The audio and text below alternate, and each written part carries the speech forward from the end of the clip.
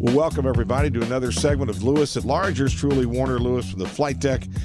And as always, that means some Smart Talk radios in your future. And this segment, no exception. Been waiting to do this one for a while. Very pleased to have with us local boy done good, Ty Buhler. Who's Ty Buhler?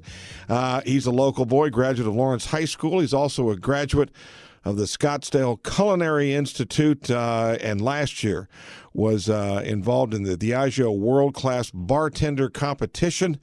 He placed first in the United States and then had a great top 10 finish in their global competition in South Africa about a year ago or so. We're very pleased to have him. Ty, how are you, my friend? I'm great, doing great, Warner. How you doing? And I got to correct you though, Lawrence Free State, man. Lawrence High. Oh, that's right. Oh my gosh, you got the wrong side of 15th Street. You're exactly right. Oh boy, oh boy.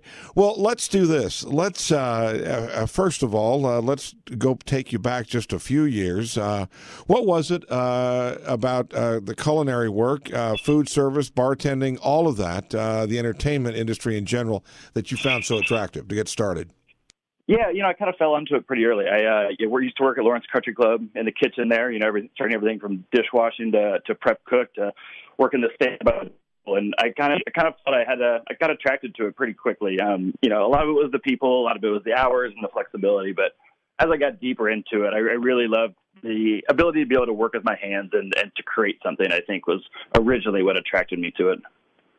What about, and again, you made a decision to leave Lawrence. You headed out to the West Coast for a while and did some schooling and some special outdoor things out there. Tell us a little bit about some of the outdoor experiences and education you had out there in the Northwest. Yes, after a couple of years at Kansas, I needed a little bit of a break. And so I headed out to Washington. I took part of a program called NOLS. It's a National Outdoor Leadership. And, the school is a kind of a strange moniker for it. We were really out there backpacking and climbing mountains for a couple months. But it was a really incredible experience to kind of be isolated out there with a group of people. And I learned a lot, just to rely on and really kind of being independent with those people and really kind of having to figure your way around things. So it was a great experience for me, and I definitely learned a lot. And it was something I was really happy to do, and it was great once I came back to Lawrence to be able to kind of share those experiences with everybody. So you learned a lot. You just didn't spend a lot of time in a classroom, I assume. I try not to. I try not to tell my parents that, but Yeah. I'm sure that made them feel better when they cut their tuition check. But all right, let's talk about your time at the Scottsdale Culinary Institute. Those are unique places. Tell us about that experience. Why there of all the places that you could have gone, and tell us about that. Yeah, so I chose to go to Scottsdale. It was I hate to say this because I love Lawrence, but it was a way for me to kind of, escape a little bit and to get out somewhere across the country, something I've never done before, never been to. I had a couple of friends living there, but it was kind of a shot in the dark, kind of, throwing a dart at the map. And it turned out to be a great experience. And I still have so many friends from that school and people I met out there, and ended up staying out there for about 7 years. So tell us, after you leave the Culinary Institute, do you go to work in food service, or did you go straight into bartending from there? Yeah, so I went to the culinary school. Kind of had aspirations to be a chef, but at the same time, I really wanted to learn kind of the front of the house is the way we put it. So more of the kind of management style and the actual interaction with the guests. So that was kind of my focus in school. And so while I was doing a little bit of cooking during school, I also kind of found my way into a bar in Tempe, Arizona. And there I started bartending and getting into the management side of things. So after I graduated, I kind of took that a little bit further, and I ended up working at a really phenomenal resort in Scottsdale called The Sanctuary. And that's kind of where I fell in love with cocktails and that aspect of the bartending, rather than just, popping beers and pouring shots. It was really more about using kind of the culinary background, which worked out really well to create cocktails. And then you ended up, obviously, in Manhattan Island in New York City. Tell us about the transfer there, and was that a scary leap, or was that a natural evolution in your career? I think career-wise it was a natural evolution, but yeah, there's no doubt it was quite a jump. I had a friend that was running a bar in Manhattan, the bar I'm currently at, Deaf & Company, and she called me and asked me to come out and hang out for a few days. So I came out and got behind the bar a little bit, and she called me a couple weeks later and offered me the job, gave me 2 weeks to make the decision, and so kind of just right then and there, I sold my car and settled up my lease and moved to Manhattan kind of on a whim. So it was a bit of a scary time, but really exciting as well. If you just joined us, yours truly, Warner Lewis from the flight deck of Lewis at Large Radio. This segment, we're talking to Ty Buhler, local youngster, so to speak, graduate of Free State High School. He's also a graduate of the Scottsdale Culinary Institute and winner of the Diageo World Class Bartender Competition, first in the United States, and was in the top 10 in their global competition last year. Currently works at Death & Company, a very, very popular, exclusive hangout in Manhattan and New York City, and very pleased to have him with us. Ty, so let's now you're in the big city. I'm curious as to through the lens and the eyes of the customer, is the expectation of a sort of an exclusive got to know somebody to get in kind of a bar like Death and Company. Is their expectation different in New York City than it is in Phoenix, or different than San Francisco or Kansas City for that matter? I think it's a little bit harder to take this bar and transplant it and say Kansas City or Phoenix. I think there's more challenges because people don't expect to wait. They don't expect to be told there's a 2-hour wait to come in to have a cocktail. It's just not what most people are used to. So I think New York kind of lends itself to places such as us that do have that kind of air of exclusivity to it. In your opinion, again, tell us, there's lots of different elements, I would think, that go into a successful bar. Number one, how did it kick off? How did it start? The ambiance of the place, the people that are there, the bartenders themselves, and the wait staff, and then just sort of a vibe that's almost a cultural thing that's hard to describe. In your opinion, because Death and Company certainly has it, it's smaller. Some would say it's quaint, it's cozy, and yet it's still exclusive in terms of how you can get in there and the number of people that can get in there. What was the formula, so to speak, or what stars align perfectly for Death and Company in your opinion? Sure, yeah. It was opened by a gentleman named Dave Kaplan, who was 24 or 25 at the time. And it was just as cocktails were kind of becoming big, as people were going back to the pre-Prohibition classic-style drinks. It was kind of a perfect storm that he wanted to open this bar, and it was just when it was really hitting New York.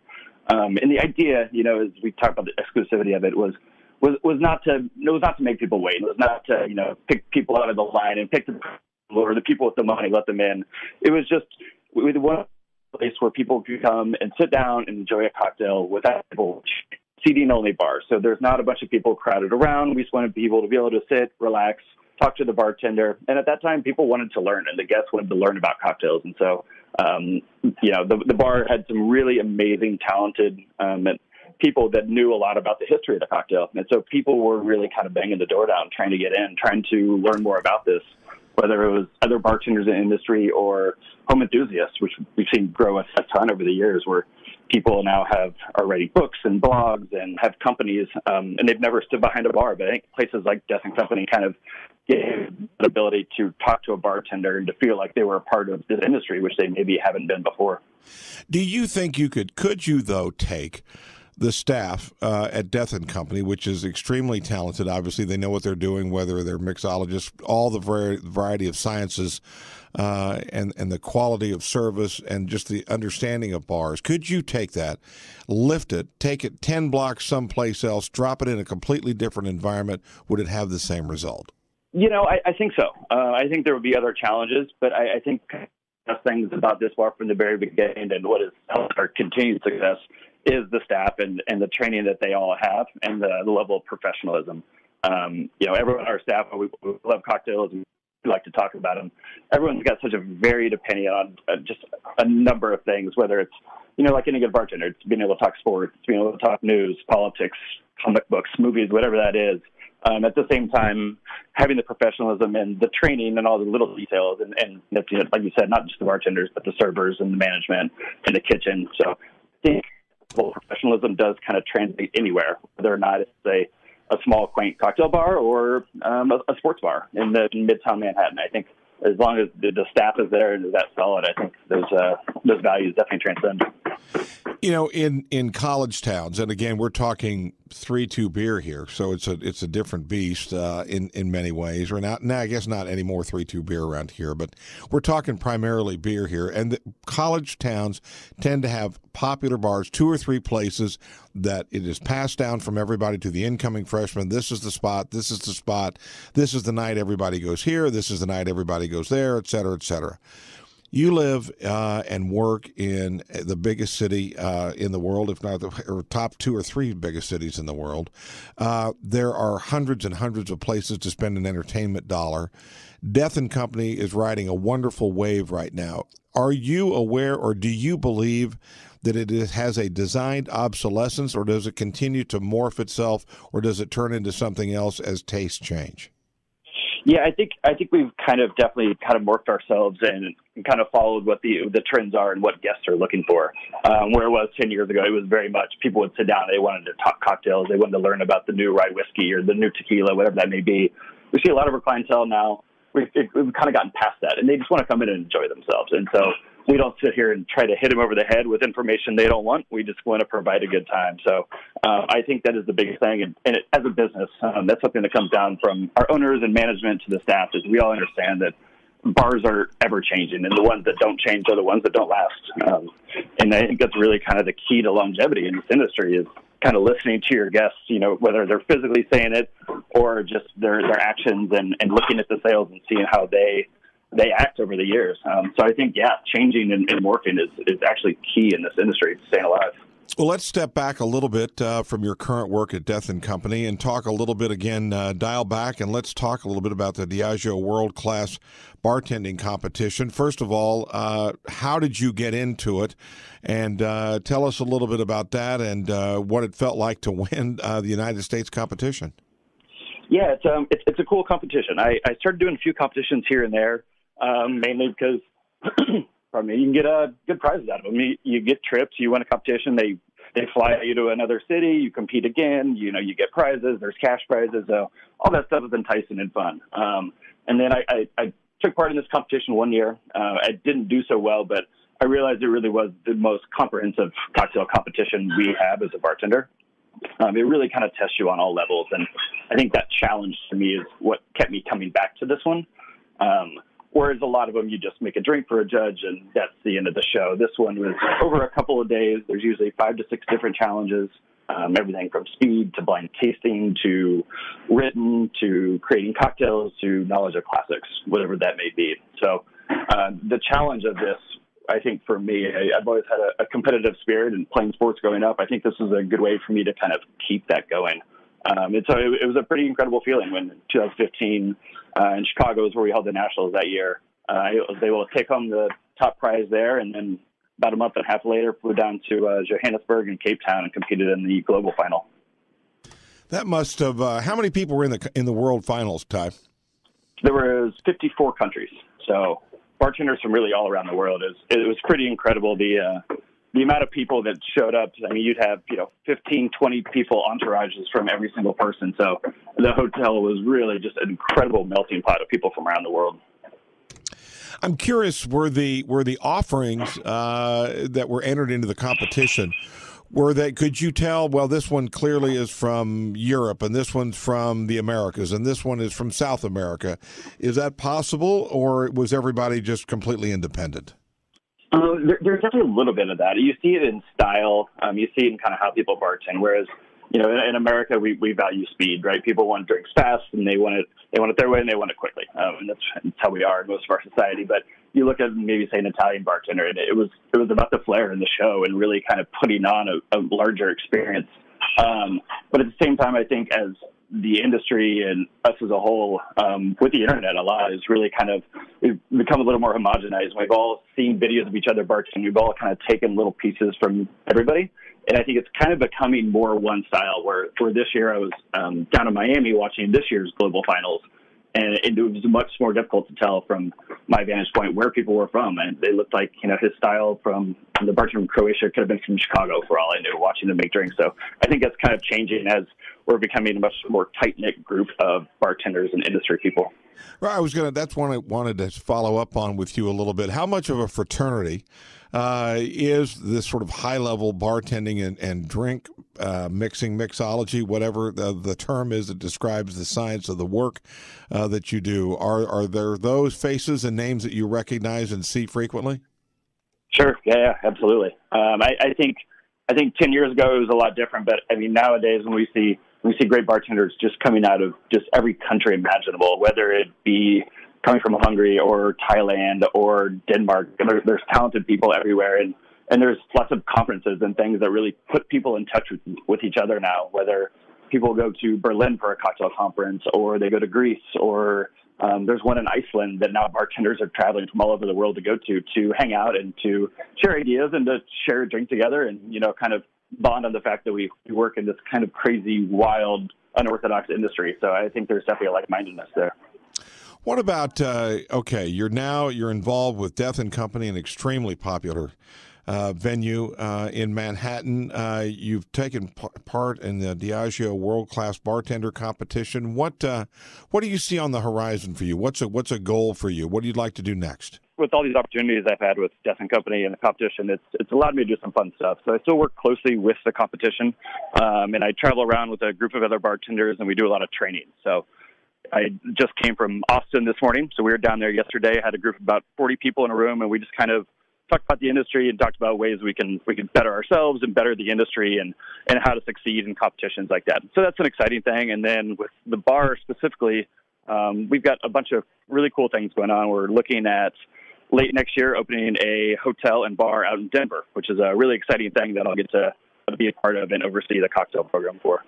Well, as we kind of start to wind down here, I know your mom and dad are mixed drink aficionados for sure. I know you were raised in that environment. They like nothing better than a really complicated cocktail. But again, as you look down the future, to someone that would like to do something similar to what you do, what kind of advice can you give to somebody that would like to be involved in this kind of work?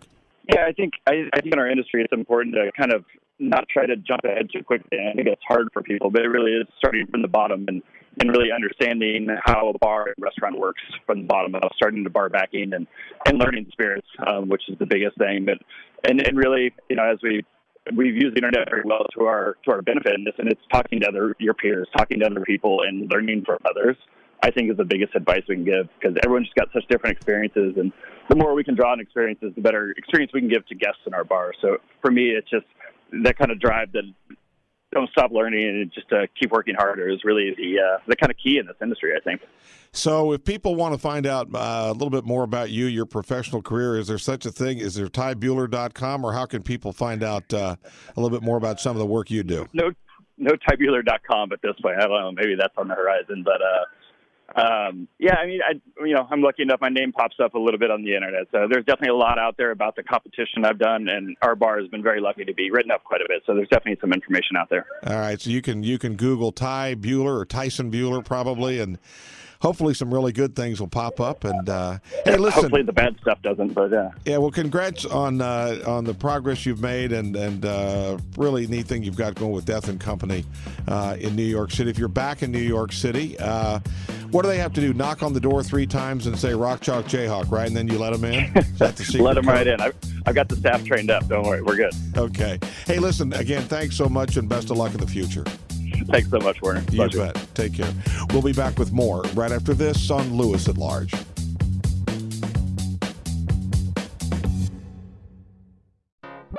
You love your dog and you love your yard, but sometimes what your dog leaves behind can make you not love your yard so much. Well, when that happens, it's Call of Duty Pet Waste Removal Service to the rescue. Large or small dogs, big yard or small, call Call of Duty. They clean up the mess your dog leaves behind. So if you're tired of cleaning pet waste from your yard, call Call of Duty, 764-7224. That's 764-7224. Prompt, effective, courteous services on the way. Your yard is left clean and waste-free. So don't waste any more time on waste. Call Call of Duty in Lawrence, 764-7224. That's 764-7224. Or visit their website, callofduty2010.com.